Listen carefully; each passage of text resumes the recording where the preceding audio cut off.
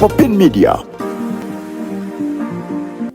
Kagwa Henule Kawesa Salongo chairman abadde ku kyalo Namagabi Akalulu nakawangudde naye babadde babala omuntu asembayo mpuganya naye layini ye nyimpi batuse ku bantu abiri ate ne babuuka ne badda ku bantu nkaaga.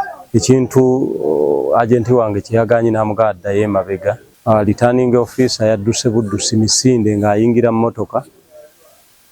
Nolwekyo twagenza okuwulira ne bagamba nti afunye obululu 228 mbonzo n'enfuna obululu 218. Ekintu kye tutakkaanya nakyo kubanga yalangiridde ani awangudde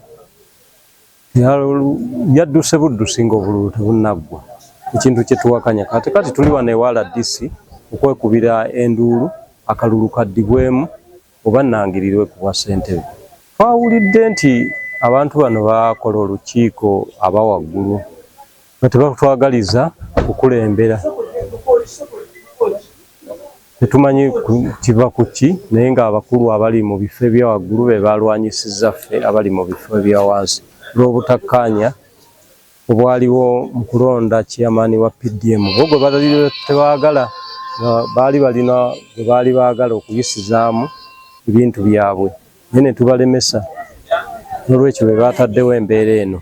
Nze Nakiwate Kate Wakooli nga ndi we Namagabi Kayunga.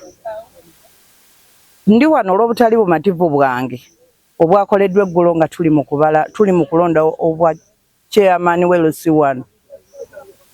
Babadde ba opponents bana abesimbyewo babazeeko babiri ababiri tebababaze ne badduka ku polling station nga tebatubaze era tebalangiridde bululu. Ate omulala ne yeewaŋŋamya nti bamulangiridde. Twagala okumanya era twagala okufuna obumativu n'obwenkanya nti wawe bamulangiriridde nga ffe tebaatubuulidde nti twafunye butya oba butya. Tetuli bamativu abantu ba Namagabi tetumanyi kuba gwe twalonze gwe twawadde obululu obungi tebamulangiridde. Ate yeewaŋŋamizza agamba nti ye yayiseemu nga teyafunye na bululu tebamubaze. Babadde bakyamubala bakomye mu makkati ne badduka. Nze nva Nnungi Jovia omutuuze w'e Namagabi nga ndi wano eno ku ofiisi ya RDC okulaga obutali bumativu ku kalulu kaffe akabaddewo olunaku lw'eggulo akataatambudde bulungi. Oluvannyuma lwa opponent wa foomu gwe baalaze nti nno yasinze okufuna layini emu ng'ate ffe abamusinze twayitidde mu layini 2 naye ne balaga nti ate oli yasinze ne babifutyanka awo.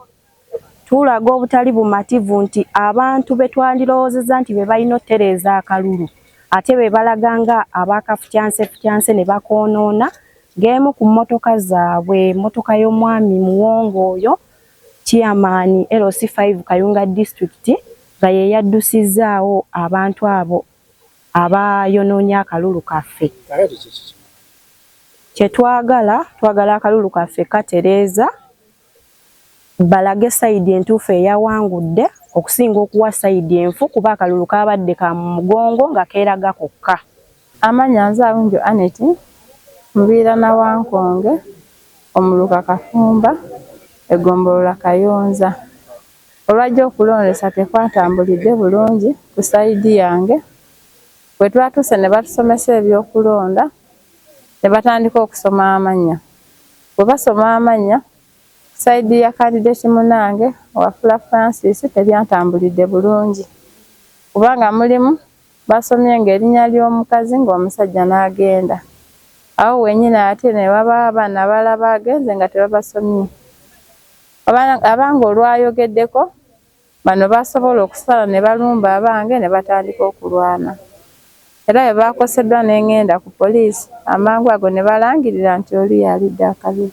Ffe kye twetaaga ng'ab'ekyalo ky'e Nawankonge nga nze Kyeya Pasoni NRM Fulaga Beyala n'abatuuze bange tusaba batuyambe akalulu kaddibwemu kuba tekatambudde bulungi.